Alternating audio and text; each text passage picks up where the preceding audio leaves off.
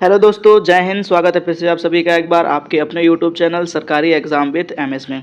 जैसा कि आप लोग थंबनेल पर देख ही रहे होंगे, हम लोग बातचीत कर रहे हैं SSC MTS previous year questions 2022 के बारे में, यानी कि हिस्ट्री से रिलेटेड जितने भी 2022 में क्वेश्चन पूछे गए थे एसएससी एमटीएस में, वो सारे के सारे क्वेश्चन आज हम लोग देखने वाले हैं और उनकी अच्छी तरीके से प्रैक्टिस करने वाले हैं। ठीक, एक बात हम और आपको बता दें, क्या अगर आपको स्टैटिक जीके की प्रैक्टिस करनी है तो हमारे ही चैनल पर स्टैटिक जीके के नाम से एक प्लेलिस्ट बनी हुई है, तो वहाँ पर जा करके आप स्टैटिक जीके की अच्छे तरीके से प्रैक्टिस कर सकते हैं। ठीक है, फिलहाल आज हम लोग देखने वाले हैं SSC MTS previous year questions 2022 के बारे में। ठीक है, इसके हम लोग दो पार्ट में 30 क्वेश्चंस को सॉल्व कर चुके हैं। ठीक, और आज है हमारे पास में इस सीरीज़ का पार्ट नंबर 3। ठीक है, आज हम लोग बात करने वाले हैं पार्ट नंबर 3 के बारे में। ठीक, यानी कि अगर जिसने भी वो दो पार्ट नहीं देखे हैं तो आप प्लीज़ प्लेलिस्ट में जा करके उन दोनों पार्ट को अच्छी तरीके से देख करके प्रैक्टिस कर सकते हैं। फिलहाल आज हम लोग बात करेंगे क्वेश्चन नंबर 31 के बारे में। ठीक, इससे पहले हम लोग 30 क्वेश्चन को सॉल्व कर चुके थे। ठीक है, जरा ध्यान से देखिए, हम लोग पढ़ते हैं क्वेश्चंस को। पहला क्वेश्चन हमारा लिखा हुआ है, कह रहा है स्वामी विवेकानंद के आध्यात्मिक गुरु कौन थे, यानी स्वामी विवेकानंद जो है वो उनके आध्यात्मिक गुरु कौन थे। पहला ऑप्शन लिखा हुआ है नरेंद्र दत्ता, दूसरा ऑप्शन लिखा है गोपाल कृष्ण गोखले, तीसरा ऑप्शन लिखा हुआ है आचार्य नरेंद्र देव और चौथा ऑप्शन लिखा हुआ है राम कृष्ण परमहंस। ठीक है, तो आपको यहाँ पर ध्यान रखना ऑप्शन नंबर डी, यानी राम कृष्ण परमहंस, यानी जो स्वामी विवेकानंद जी थे उनके आध्यात्मिक गुरु राम कृष्ण परमहंस ही थे। ठीक, चलिए अब हम लोग बात करते हैं नेक्स्ट क्वेश्चन के बारे में। नेक्स्ट क्वेश्चन जो है वो हमसे कह रहा है क्या कि बाबर ने महमूद लोदी, ठीक ध्यान से सुनना, बाबर ने महमूद लोदी और सुल्तान नुसरत शाह को 1529 में के युद्ध में हराकर भारत में मुगल साम्राज्य की स्थापना करी थी। ठीक, मतलब क्या कि कौन सा ऐसा युद्ध था जो 1529 ईस्वी में हुआ था और जिसे हरा करके बाबर ने भारत में मुगल शासन की स्थापना कर दी थी। ठीक, तो यहाँ पर आपको ध्यान रखना है, पहला ऑप्शन कह रहा है चौसा के युद्ध में, दूसरा ऑप्शन कह रहा है घाघरा के युद्ध में और तीसरा ऑप्शन कह रहा है कन्नौज के युद्ध में और चौथा ऑप्शन कह रहा है खानवा के युद्ध में। ठीक, तो आपको यहाँ पर ध्यान रखना ऑप्शन नंबर बी, यानी घाघरा के युद्ध में, यानी घाघरा के युद्ध में बाबर ने महमूद लोदी और सुल्तान नुसरत शाह को 1529 ईस्वी में हरा करके भारत में मुगल शासन की स्थापना कर दी थी। ठीक है, चलिए अब हम लोग देखते हैं नेक्स्ट क्वेश्चन। नेक्स्ट क्वेश्चन हमसे कह रहा है क्या कि आगरा का किला 16वीं शताब्दी, ध्यान से सुनना, आगरा का किला 16वीं शताब्दी में द्वारा बनवाए गए लोकप्रिय मुगल स्मारकों में से एक है। ठीक है, यानी अब ये जो आगरा का किला है वो किसके द्वारा बनवाया गया था,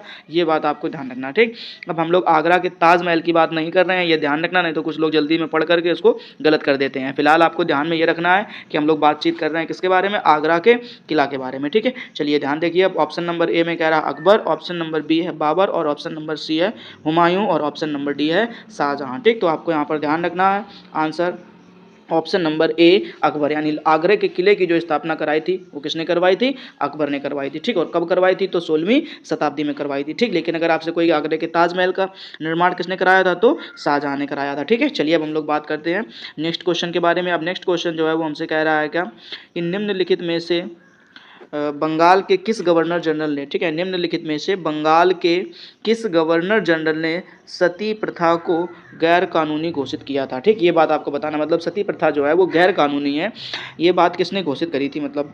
ठीक, तो आपको ये बताना अच्छी तरीके से, समझिए जरा ध्यान से। पहला क्वेश्चन लिखा हुआ है विलियम बेंटिक, दूसरा ऑप्शन कह रहा है वारेन हेस्टिंग और तीसरा ऑप्शन कह रहा है चार्ल्स कार्नवालिस और चौथा ऑप्शन कह रहा है हमारा क्या, चार्ल्स कैनिंग। ठीक, तो आपको यहाँ पर ध्यान रखना option number A William Bentinck. ठीक, यानी विलियम बेंटिक ने ये बात बताई थी क्या कि जो सती प्रथा है वो गैर कानूनी है। ठीक है, फिलहाल हम लोग चलते हैं अब नेक्स्ट क्वेश्चन की तरफ। अब नेक्स्ट क्वेश्चन जो है वो हमसे कह रहा है क्या, निम्नलिखित में से कौन अकबर के बाद, निम्नलिखित में से कौन अकबर के बाद भारत में मुगल वंश के सिंहासन पर बैठा। ठीक, यानी ये बात आपको याद रखनी है कि अकबर के बाद में जो भारत में देखो मुगल साम्राज्य की स्थापना हो चुकी थी।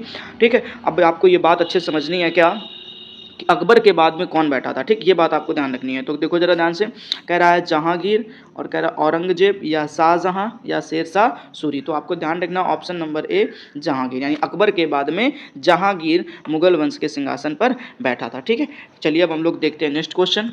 देखिए हमारे पास में नेक्स्ट क्वेश्चन है, कह रहा है हमें ठीक कहाँ पर स्थित रावण फाड़ी, ठीक ध्यान से रखना, रावण फाड़ी गुफा पूर्वकालीन चालुक्य शैली स्थापत्य कला का एक उदाहरण है जो अपनी विशिष्ट मूर्ति कला शैली के लिए जानी जाती है। मतलब जो रावणफाड़ी गुफा है वो कहाँ पर स्थित है, ये बात आपसे पूछी गई है। ठीक, और वो जो गुफा है वो पूर्वकालीन चालुक्य शैली स्थापत्य कला का एक अच्छा सा उदाहरण है जो अपनी विशिष्ट मूर्ति कला शैली के लिए जानी जाती है। ठीक है, तो ये बात आपको ध्यान में रखनी है। चलो पढ़ते अपन ऑप्शन को। पहला ऑप्शन कह रहा है केरल, और दूसरा ऑप्शन कह रहा है तमिलनाडु, तीसरा ऑप्शन है हमारे पास में आंध्र प्रदेश, और चौथा ऑप्शन है कर्नाटक। ठीक, तो आपको यहाँ पर ध्यान रखना है कर्नाटक, यानी ऑप्शन नंबर डी सही हो जाएगा कि जो रावण फाड़ी गुफा है वो कहाँ पर स्थित है, तो कर्नाटक में स्थित है। ठीक है, चलिए अब हम लोग देखते हैं नेक्स्ट क्वेश्चन। नेक्स्ट क्वेश्चन हमसे कह रहा है क्या कि पृथ्वीराज तृतीय ने सन, ठीक है, कितने में अफगान शासक, ध्यान से सुनना, कि पृथ्वीराज तृतीय ने अफगान शासक सुल्तान महमूद गौरी को हराया था। मतलब किस ईस्वी में अफगान शासक सुल्तान महमूद गौरी को हराया था, यानी पृथ्वीराज तृतीय ने कब सुल्तान महमूद गौरी को हराया था। ठीक, ये बात आपको ध्यान रखनी है। ठीक, तो आपको ध्यान रखना है ऑप्शन नंबर आपको दिया गया ए में 1192 में हराया था, ऑप्शन नंबर बी में दिया गया 1291 में हराया था, और ऑप्शन नंबर सी में लिखा हुआ 1292 में हराया था। ठीक, और ऑप्शन नंबर डी कह रहा हमारा क्या 1191 में हराया था। ठीक, तो आपको यहाँ पर ध्यान रखना है ऑप्शन नंबर डी यानी 1191 में। ठीक, यानी 1191 में पृथ्वीराज तृतीय ने सुल्तान मोहम्मद गौरी को हराया था। ठीक है, चलिए अब हम लोग देखते हैं नेक्स्ट क्वेश्चन। नेक्स्ट क्वेश्चन जो है वो हमसे कह रहा है क्या कि वायसराय करजन ने कब बंगाल का विभाजन किया। ठीक है, यानी जो वायसराय करजन थे, तो सबसे पहले तो ये आप याद रख लीजिए कि बंगाल का विभाजन किसने किया था, तो वायसराय करजन ने। ठीक, अब कह रहा वायसराय करजन ने बंगाल का विभाजन कब किया था। ठीक, ये बात आपको अच्छे से बतानी है। ठीक, पहला ऑप्शन देखिए जरा ध्यान से, लिखा हुआ 1901 ईस्वी में किया गया था विभाजन, या 1903 ईस्वी में किया गया था, या 1905 ईस्वी में किया गया था, या 1907 ईस्वी में किया गया। ठीक, तो आपको ये ध्यान रखना है कि बंगाल का विभाजन वायसराय ने 1905 में किया था। ठीक, यानी यहाँ पर आपका ऑप्शन नंबर सी सही हो जाएगा। चलिए अब हम लोग देखते हैं नेक्स्ट क्वेश्चन। नेक्स्ट क्वेश्चन जो है वो हमसे कह रहा है कि वज्जी महाजनपद, ठीक, यानी कि जो 16 महाजनपद हुआ करते थे उसमें से वज्जी महाजनपद की राजधानी क्या थी, यानी जो वज्जी महाजनपद है उसकी राजधानी क्या थी। ठीक, तो आपको यहाँ पर ध्यान रखना है ऑप्शन नंबर ए में कह रहा है हस्तिनापुर, ऑप्शन नंबर बी में कह रहा है उज्जैन, ऑप्शन नंबर सी में कह रहा है राजगृह, और ऑप्शन नंबर डी में कह रहा है वैशाली। ठीक, तो आपको ध्यान रखना है कि जो वज्जी महाजनपद है उसकी राजधानी वैशाली हुआ करती थी। ठीक, तो यहाँ पर आपको ध्यान रखना ऑप्शन नंबर डी। ठीक है, चलिए अब हम लोग देखते हैं नेक्स्ट क्वेश्चन। अब नेक्स्ट क्वेश्चन जो है वो हमसे कह रहा है क्या तंजौर में बृहदेश्वर मंदिर किस शासकों के द्वारा बनवाया गया था, यानी तंजौर में जो बृहदेश्वर मंदिर है वो किस शासकों के द्वारा बनवाया गया था। तो सबसे पहले आपको ध्यान रखना है कि जो बृहदेश्वर मंदिर है वो स्थित कहाँ पर है, तंजौर में स्थित है। ठीक, अब ये बनवाया किसने था ये आपको ध्यान रखना है। तो ऑप्शन नंबर ए में लिखा हुआ कह रहा है चोल वंश के शासकों ने बनवाया था, दो ऑप्शन नंबर बी कह रहा है सोलंकी वंश के शासकों ने बनवाया था, या कह रहा है सी नंबर में चंदेल वंश के शासकों ने बनवाया था, या डी नंबर में कह रहा है आपसे पल्लव वंश के शासकों ने बनवाया था। ठीक, तो आपको यहाँ पर ध्यान रखना है कि जो तंजौर में बृहदेश्वर मंदिर है उसका निर्माण चोल वंश के शासकों ने करवाया था। ठीक, यानी यहाँ पे जो आपका है ऑप्शन नंबर ए वो सही हो जाएगा। फिलहाल अब हम लोग देखते हैं नेक्स्ट क्वेश्चन। अब नेक्स्ट क्वेश्चन जो है वो हमसे कह रहा है क्या कि वर्ष 1835 ईस्वी, ध्यान रखना 1835 ईस्वी में अंग्रेजों के शिक्षा अधिनियम के परिणाम स्वरूप, यानी जो अंग्रेजों ने शिक्षा का अधिनियम लगाया था उसके परिणाम स्वरूप किस भाषा को प्राथमिक शिक्षा का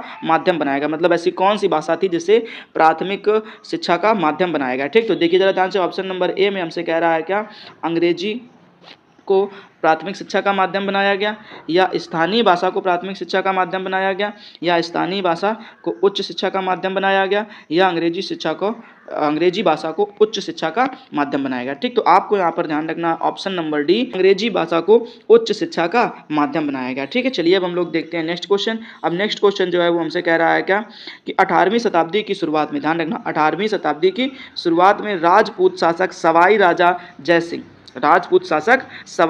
राजा जय सिंह ने, ठीक है, में अपनी राजधानी की स्थापना करी। ठीक, मतलब किस शहर में उन्होंने अपनी राजधानी की स्थापना करी। ठीक, कब करी थी, तो ये भी बात ध्यान रखना 18वीं शताब्दी में। फिलहाल अब हम लोग देखेंगे ऑप्शन को। पहला ऑप्शन हमसे कह रहा है अजमेर, दूसरा ऑप्शन कह रहा है उदयपुर, और तीसरा ऑप्शन कह रहा है जयपुर, और चौथा ऑप्शन है आपका जोधपुर। ठीक, तो आपको यहाँ पर ध्यान रखना है तो ऑप्शन नंबर सी, यानी कहाँ पर करी थी, जयपुर में। ठीक, यानी जो राजपूत शासक सवाई राजा जय सिंह थे, तो राजा जय सिंह ने अपनी राजधानी की स्थापना जयपुर में करी थी। ठीक है, चलिए अब हम लोग देखते हैं नेक्स्ट क्वेश्चन। अब नेक्स्ट क्वेश्चन हमसे कह रहा है क्या कि तत्वबोधिनी सभा, ध्यान रखना, तत्वबोधिनी सभा की स्थापना देवेंद्र नाथ टैगोर ने किस वर्ष की थी? सबसे पहले तो आप ये बात ध्यान रख लीजिए कि तत्वबोधिनी सभा की जो स्थापना है वो किसने करी थी? देवेंद्र नाथ टैगोर ने करी थी। ठीक, अब फिलहाल हम लोग देखते हैं ऑप्शन को। ऑप्शन हमसे कह रहा है 1854 में करी थी, या 1845 ईस्वी में करी थी, या 1839 ईस्वी में करी थी, या 1832 ईस्वी में करी थी। ठीक, तो आपको यहाँ पर ध्यान रखना ऑप्शन नंबर सी 1839, यानी तत्वबोधिनी सभा की स्थापना देवेंद्र नाथ टैगोर ने 1839 ईस्वी में करी थी। ठीक है, चलिए अब हम लोग देखते हैं नेक्स्ट क्वेश्चन। नेक्स्ट क्वेश्चन जो है वो हमसे कह रहा है निम्नलिखित में से किस पल्लव शासक के शासनकाल में वैनसांग ने पल्लवों की राजधानी कांची का भ्रमण किया था? ध्यान से सुन लीजिए, कह रहा निम्नलिखित में से पल्लव शासक के शासनकाल में, यानी पल्लवों का जब शासन चल रहा था तो कह रहा था कि वैनसांग ने पल्लवों की राजधानी कांची का भ्रमण किया था। तो सबसे पहले तो आप ये ध्यान रखिए क्या कि जो पल्लवों की राजधानी थी उस समय वो क्या हुआ करती थी? कांची हुआ करती थी। ठीक, अब वैनसांग ने किसके शासनकाल में आकर के कांची का भ्रमण किया था? ठीक, तो आप ध्यान रखिए, पहला ऑप्शन हमारा लिखा हुआ है नरसिंह वर्मन प्रथम, उसके बाद कह रहा महेंद्र वर्मन प्रथम, उसके बाद कह रहा नरसिंह वर्मन द्वितीय और महेंद्र वर्मन द्वितीय। तो आपको यहाँ पर ध्यान रखना है option number A Narasimha Varman प्रथम, यानी नरसिंह वर्मन प्रथम के शासनकाल में आकर के वैनसांग ने कांची का भ्रमण किया था। ठीक, जो उस समय पल्लव शासक की राजधानी हुआ करती थी। ठीक है, चलिए अब हम लोग देखते हैं नेक्स्ट क्वेश्चन और आज का लास्ट क्वेश्चन। ठीक है, ध्यान से पढ़ना है क्वेश्चन को। कह रहा है वर्ष 1905 ईस्वी में बंगाल के विभाजन के बाद अंग्रेजों द्वारा आधिकारिक कारण क्या दिया गया? ठीक है, यानी 1905 ईस्वी में बंगाल का जो विभाजन हुआ था उसके बाद अंग्रेजों ने आधिकारिक कारण क्या बताया उसको? ठीक, ऑप्शन नंबर ए में कह रहा है कि सेना की आवाजाही को आसान बनाना। ठीक, उसके बाद कह रहा है कि उग्रवादी कार्यवंशियों की तपासड़ी।